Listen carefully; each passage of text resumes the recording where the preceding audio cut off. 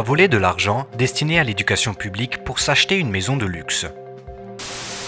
Les citoyens sont en colère. 10 ans plus tard, il n'a toujours pas été condamné pour son crime. C'est pour cela que nous avons besoin de l'état de droit, un principe fondateur de l'Union européenne et du Conseil de l'Europe, et le fondement des systèmes démocratiques européens. Les deux organisations coopèrent et font jouer leurs atouts pour faire respecter l'état de droit en Europe et au-delà.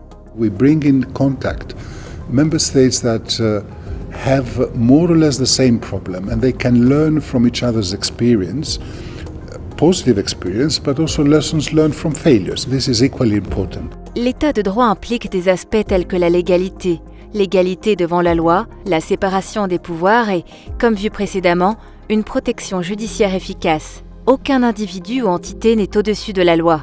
Un exemple de la manière dont notre coopération est mise en œuvre est le recours par l'UE à l'expertise des organes du Conseil de l'Europe, tels que la Commission de Venise, pour évaluer le respect de l'état de droit dans ses États membres.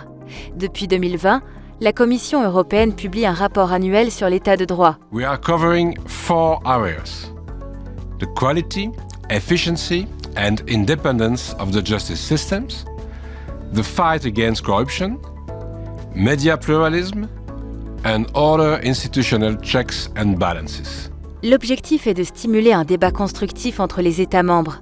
Le rapport met en évidence les bonnes pratiques et les préoccupations et donne des recommandations à chaque pays.